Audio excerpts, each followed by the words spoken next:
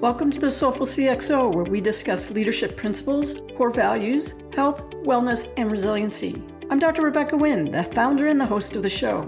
Do you have a topic or guest you would like to be featured on the show? Would you like to be a sponsor? Please reach out to me on LinkedIn or email me at rebecca@soulfulcxo.com. Please go to our partner, Cybersecurity Tribe, for weekly show recaps and other resources. Listen and subscribe on your favorite podcast app. Now sit back and enjoy the show.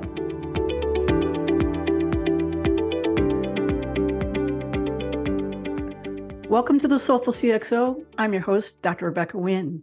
We are pleased to have with us today Jennifer Brick. Jennifer is world-renowned as being your new career bestie. She started her career in software training. She grew her career through technical industry, L&D, professional services, and client services. She's the CEO and founder of Capdeca Solutions.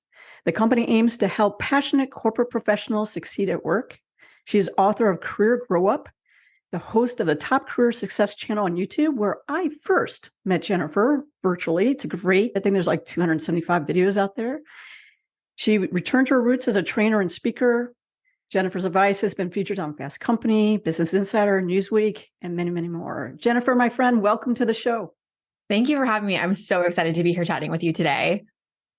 Jennifer, I usually ask people to go ahead and start out telling us about our journey and our walkabout, but you literally had a 3-year walkabout to try and find your authentic self and really what you want to do in your career and to move forward. Can you walk us through that? Yeah, I feel like a large portion of my career was a career walkabout. So originally when I went to university, my intention was to go to law school and become a criminal defense lawyer. So I did a degree in criminology, I did the LSAT, put in my law school applications, and then realized I don't actually want to be a lawyer. So I had this degree, but now no idea of what to do. So I ended up kind of sampling a bunch of different careers. I worked in recruiting, I worked in sales, and then I found a home in training. And I've been a trainer of multiple kinds: client training, partner training, internal team development, and all those sorts of things. And it's interesting how like all of these different like kind of things that we do in our careers end up coming together, which I could probably talk for hours about. But approaching my career with curiosity and openness kind of set me on this path that got me into this unique position where I've been in so many different roles. And once I kind of found my home, I ended up having a really accelerated career trajectory based on all of the early kind of ambiguous experience that I had. But then it did get me here to this point where I always, even early in my career, once I decided I didn't want to be a lawyer, I always knew that I wanted to end up with my own company. I thought it would be as a consultant, kind of doing more project management level stuff, business analysis. But then for years, I was like, well, I just want to learn how to run my own company on someone else's dime, because like, why would I want to figure it out on mine, right? And then I realized I got to that stage in my career where I really felt like the colloquial way I put it, and people don't always like when I say it this way, I worked in the tech industry and I just got really tired of making money for rich white dudes. And I was like, it's time for me to go and create something for myself.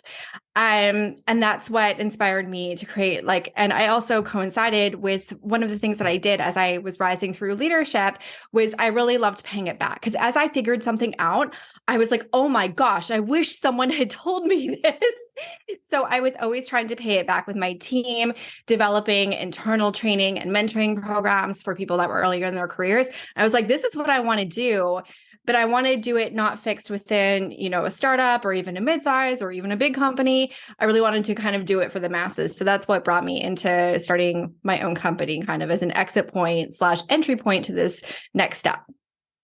One of the things that we're finding today is there's frustrations with the employer who have high churn because they're saying we're not hiring the right people.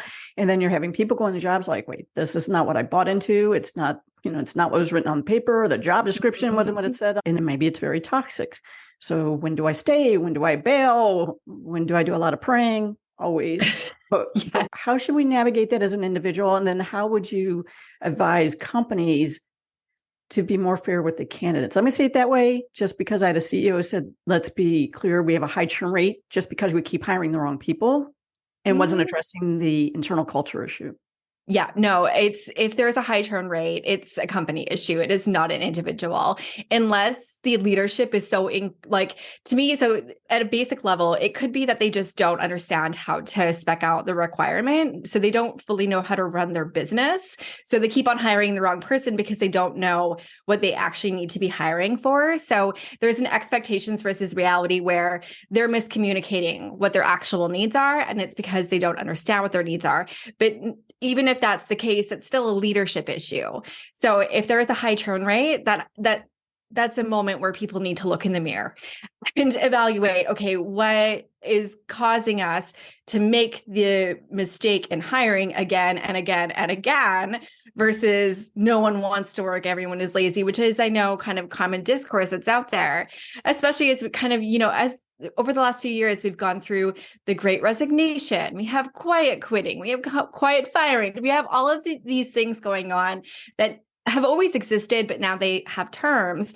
And I think that what people need to step back and realize is that none of this phenomenon is new. But I think what has been amplified is the way that I put it is that a lot of people, their BS tolerance has gone down to zero, especially with all of the stressors that have gone on, kind of the craziness in the economy, craziness in the world over the last few years. They don't want to tolerate a bunch of stuff. So I think when it comes to as an individual in the seat, is this the right job for me? Is this the right environment for me? I could probably rattle off 200 different indicators of a toxic work environment for an individual. Actually, you'll like this. A few weeks ago, I was served a Forbes article that asserted that 70% of workplaces are toxic. Now, what would you think when you saw that headline? What would you do? Well, I would think it's understated. Right. To be honest with you. Yeah.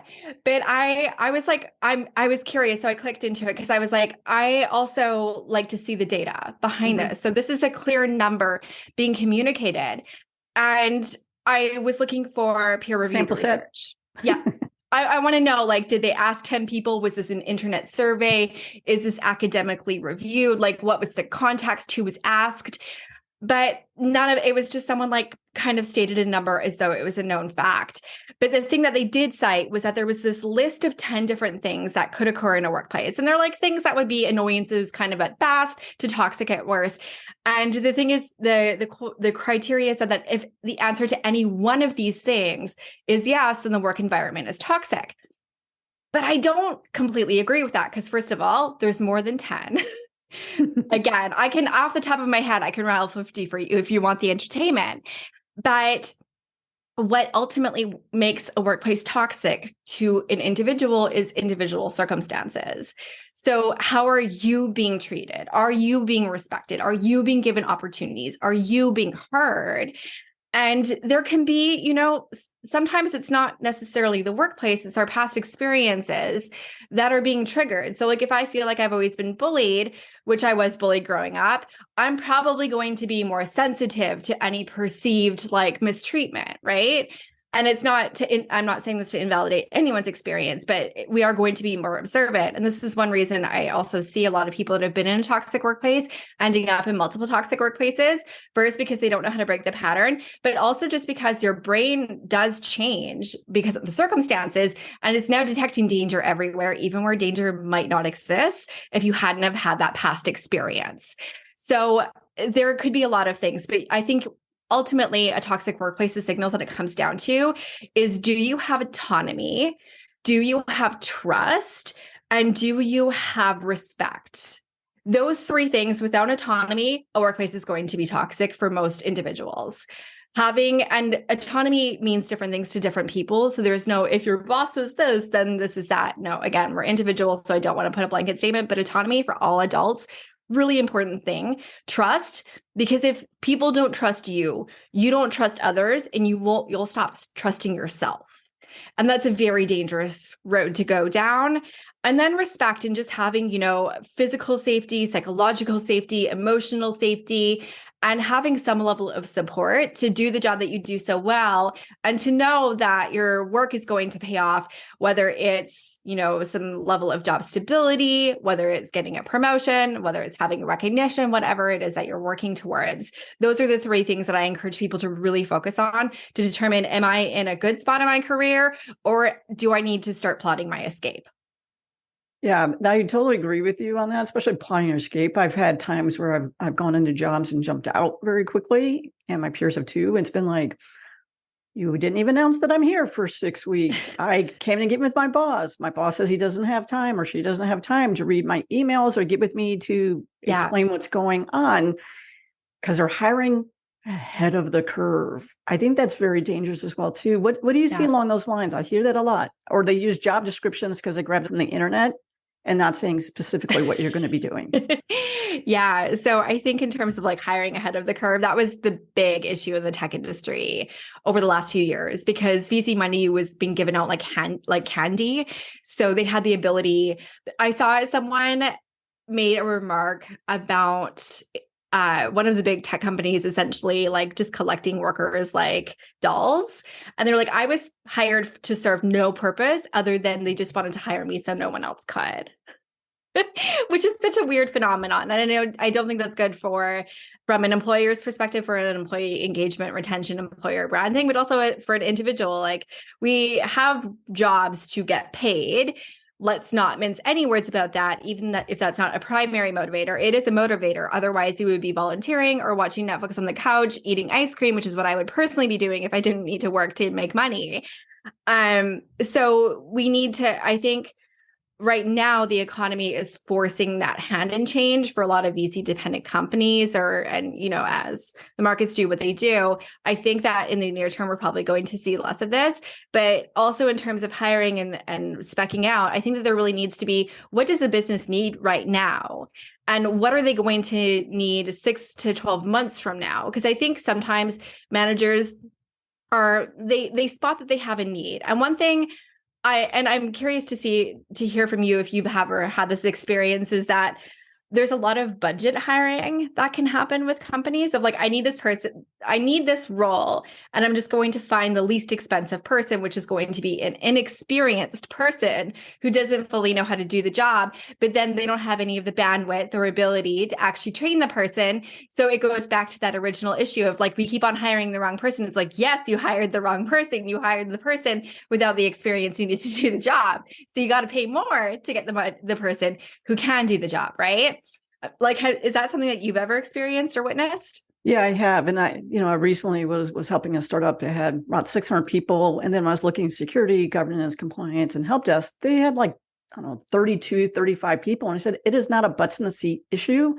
It's a process and improvement issue, and that you're hiring people who are very inexperienced. If you pay more money and get people experienced, we know how to augment processes and procedure, things along those lines. It's not a button seats. But if you look at hypergrowth, we're growing this many people. And I think that's where you've seen the contraction. Yeah, very quickly, because you're like, I don't need 5 people to do that. Then I'm not being very good fiduciary with my budget that could be used to be doing other stuff, or paying the more skilled talent the money that they deserve to be there. So that's the one thing I see too, where you get people who think it's a butts in the seat issue versus it's a process improvement. And like you said, it's the experience issue.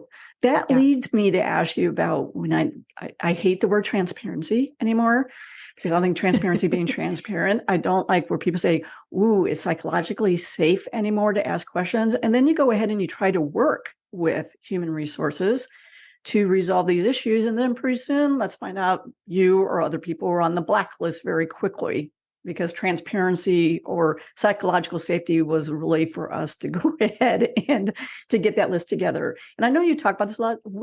Is HR friend or foe? And what should you share? What shouldn't you share? Can you give us some wisdom along those lines? Because it's tough right now. How long do we have? Because I really feel like this could be a long rant for me. So I was like peripheral in the HR world, and I'm very close with a lot of HR leaders. And I think HR is a very important skill. But we do need to go back to the history of HR to understand its role in business and the context in which it serves. So HR first emerged as a business function, as a function to keep unions at bay.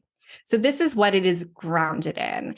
Now, I know that it has evolved past that. And I know that most people that go into HR are there because they want to help people, they want to have positive impacts on culture. They're going in for good reasons, but ultimately HR is there in order to protect the company. And they are still existing and functioning at the will of the executive team. They still have a boss that they are answering to. So really HR, I've seen so many times where they have the best intentions and they really want to be there and they really want to address issues and to create those safe spaces and to enable open discourse and all of those things. But it still matters what culture the leadership at the top is setting. Because if leadership doesn't truly want the level of transparency that the people on the lower rungs that are building the company want to have, that's going to create conflict and tension. I also think that this is where we can start to perceive a lot of lip service. Like I've worked with companies that say that they're all about transparency, but then every single person I speak to will say that it is the most secretive, siloed organization that they have ever existed in. So how can we reconcile those two things? Because, and I think that's where we need to have specificity, because I can tell you what my values all day long until I'm blue in the face, but my values ultimately are what I live by. So as someone who is a leader, as someone who hires people, I want to make sure that I am providing my definition. It's not just a value on my website. What does this actually look like? How is it in practice? And even as a leader, one thing that I always did when I was interviewing candidates, I would encourage them to ask specific questions to people on the team. What's it like to work with me? How does this actually show up? Because this is how they could gain an understanding both of the team function, the company culture, but also what their experience as me as a leader was going to be. Because I could say, I have direct discourse with you, and they might envision that to be very different than what it actually is. And that could be a good thing. It could be a bad thing, right? I think we also, something that companies and HR can do is make sure that not everybody is going through career coaching and learning how to interview. And not everyone has interviewed for as many jobs as I have, having had so many jobs over the course of my career, in order to learn those. Because I think also a lot of those questions that we get, especially as we get more experience in our career, come from falling into the ditches, right? Like, I know that I've had this bad experience now, and I never would have known to ask this question. But now that I've had that bad experience, I know exactly what to look for, right? So this is something that I think companies and HR can benefit their employees and their job candidates by providing more education on in the process, especially if they are saying that they're transparent. It increases transparency throughout the process. Yeah, what words would this give people on the interview? I know a couple of things that I look out for is, are they only giving me a half hour? I know I always block out an hour anyway on my time. Are they late? Do they even look at your resume, your cover letter, or anything along those lines? No, they didn't. Yep. They're trying to look at that. They have these 4 questions they must ask. They don't give you time to ask questions at the end. And then I always look to see who's even on those panels. Like, I don't have anybody's on the peer. I don't have anything else. So, they want, someone who's a chief in my case, but really it looks like they want, maybe an analyst or an engineer. So what are the kind of things that you can advise people on when they're looking for that job? Because a lot of people are looking for jobs out there. Yeah. I'm being leery because you're probably going to be spinning out very quickly, even if you get that job. So I think one of the biggest flags, kind of drawing from what you just said, is to look at the dynamic in the interview process. Are they just interviewing them, or do they expect you to interview them as well? Because if they are consuming all the time with questions that they have for you, that's a red flag, because you're supposed to be figuring it out as well. It's not that you're just, so desperate for any job and should grovel upon their feet should you have the pleasure of receiving a job offer. You need to be figuring it out as well, because while they know their company, your skills. So there needs to be mutual questioning. And if that's not being provided, that to me is a very big red flag. I also think that the treatment that you receive, like, again, like you just mentioned, is going to be something that can be a waving red flag, or it can be a subtle red flag. I can tell you like a waving red flag story from when I first immigrated to New York. So even though I only immigrated from Canada, getting your first job when you immigrate to the US is a thing. It's a way harder thing when you're not kind of American passing like I am, until they looked at my resume history and knew that I was on a work authorization and things like that. But I was in an advanced stage with a mid-sized startup here in New York City. Seemed really interesting. The role that they had was literally just created for me. Like, I was the perfect person for it. I knew that they wouldn't be able to hire anyone better than me. So for the last stage of the interview, they had me come in to do a presentation, which I think everyone knows that these are very common, especially in client-facing roles. But what they did was they tried to disrupt me. So there was multiple people sitting in the room. So one person kept on interrupting. Another person was taking phone calls. Another person was eating. And, me and you, we're both facilitators. We know how we would deal with this if we were training a group of people. But when you're in an interview situation, this is a very different thing, right? So you're not going to respond as you would typically respond. You're probably just going to go with it. And in your head, you're freaking out. And at the end of this presentation, the lead interviewer was like, we did this to mess with you, to see how you would respond. And I was like, do I just walk out right now? Like, do I? And I didn't want to like burn a bridge, because tech communities are smaller than we think they are. And so I ended up sitting in for the rest. And then they're like, well, our SVP is going to come in and talk to you now. And I was like, I was not expecting to meet the SVP today. So thanks for the warning. Can I escape? But anyway, he came in. But he talked to me. He talked at me. So definitely not giving me any opportunity to ask him questions. Talked at me for a solid 15, 20 minutes about how if I should get this job offer, I would be so indebted to him that I would need to stay for at least 5 years for him to get an ROI. Again, bear in mind, this job description is written for me with my exact experience, which was fairly niche. And then just like walked out of the room at the end. And I did end up getting a job offer, which was 50% of market value. And they were shocked when I declined it. So like, things aren't always going to be that big. Sometimes they can be much subtler than that. But I think looking at the attitudes, the other thing that I always love, especially in those situations where there is multiple people in a room, which I think as an interviewee is stressful, but look at how people are interacting with each other. And even if you're just going on site for an interview, because I think for the most part, companies are back to on-site interviewing at some stage of their process now. Show up a little bit early and just try to observe and try to eavesdrop how people are speaking with each other. If the office is dead silent, maybe that's not an environment you're going to dig. Maybe that's your perfect environment. I don't know. But knowing what you're looking for and what environment suits you is going to also help you identify those subtle flags as well as the major flags in the interview process. Yeah, I know when I go on site for companies, a lot of times I forget I'm security, privacy, compliance, enterprise risk. So those times like that, I'm always looking at, how they're protecting the perimeter inside, who's saying what papers are lying out. The other thing I noticed too is just because you mentioned that if you have panel discussions, who are in those panels, and then are you making me sit in the lobby waiting an hour in between those panels? Yeah. Did you even offer me water? Did you offer me anything along those lines? How are you showing me as a value as a human? And it's that humanness that is being left out, I think, quite a bit along those lines. Absolutely. No. And I think the interview stage is really where they should be trying to impress you the most. They should be trying to woo you just as much, if not more, than you are trying to woo them. And I think that is easier as a job seeker to do 2 years ago, when it was in most industries and most places more of a candidate's market. It's a bit harder when it is more of an employer's market, and there's, some perceived instability and potential like scarcity that comes up, but knowing that the right opportunity is going to make itself available to you, that if you're in between jobs, it's not going to be forever. And that if the right opportunity, like if the opportunity that you're pursuing right now isn't the right one for you, even if it's not obvious yet, something else is coming, something else is going to happen.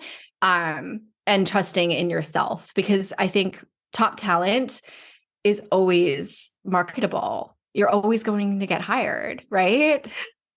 Yeah, that's one thing too, when we, talk back about red flags. I've had times where the interview process went very well, was able to ask questions, all the good feeling, all that stuff, ask us extra questions, all that other kind of stuff. And then as soon as I got boots on the ground, remember I have a military background, boots on the ground. Yeah. It was not that. It was, the person who was singing and dancing with me was not the person that was in the company. The company was completely opposite on the inside. And I would tell you that every time I've had that red flag, it's never undone itself. Oh, absolutely. And I think like I've been in a situation where the people doing the hiring and participating in hiring knew that they were selling a different expectation than what was going to happen. I have confronted people of saying like, why did you say that? That wasn't really true. And they're like, well, because no one would want to work here if they really knew. One thing you mentioned earlier, and I wanted to ask you about, because you've mentioned in that situation, making an exit and plotting that exit quickly. And this is something that a lot of people terrifies them. And I can't tell you how many people that I've spoken to that have had that bait and switch happen to them. And they end up like, well, I need to stay for at least 18 months. So I just need to put up with this for another 16 months. And it's like, nothing good is going to come from this. Your resume is not going to be like flawed forever if you don't stay in a job for a set criteria of time. Will it bother some recruiters or companies? Potentially, sure, but those are not going to be your companies, because I think that good leaders and good companies know that when you're in the right spot and you have the ability to identify that and do something about that, that's a great skill to have, because that means that you're proactive, that you're not going to settle, and you're going to bring that same energy into that company. Not that you're going to jump ship quickly, but when you see a problem, when you see an issue, you're going to be a proactive problem solver. And I think that that's a huge asset as a candidate.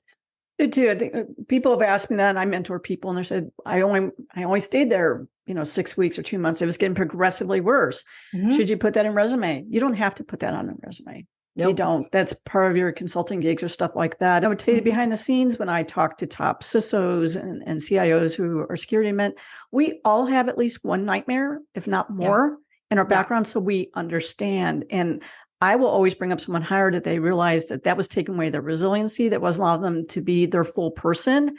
Yeah. And they took that lesson learned. I will always hire that person over someone who's like, I just gritted it out for 5 years. I don't want you to grit it out for 5 years. I don't want fear, uncertainty, and doubt on my team. I want you to feel comfortable, and I want to enable you to do the best work you possibly can. At times, you're always going to be uncomfortable with work because we all get stretched and grow.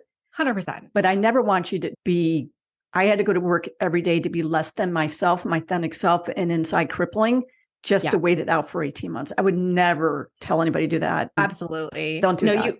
You cannot prioritize your resume over your mental health and well-being, because the cost to your resume is going to be much less than being in an awful toxic environment for 18 months, 2 years, 5 years, whatever number you think is in your head that it's acceptable before you leave. You have to prioritize yourself in that situation, because the only thing that's going to happen when you remain, not only will you experience stress, trauma, unnecessary drama that none of us need in our lives, there's also a risk that you're going to experience skill atrophy, because maybe you're going to be under leveraged. You might be so over leveraged that you end up completely burning out and then not having a chance but to take a career break, which is a situation that I have worked with many people that have ended up being forced into career breaks they didn't plan for because things got so bad. But also over the course of those 18 months or whatever number, again, I pick 18 months because it's what I hear most frequently.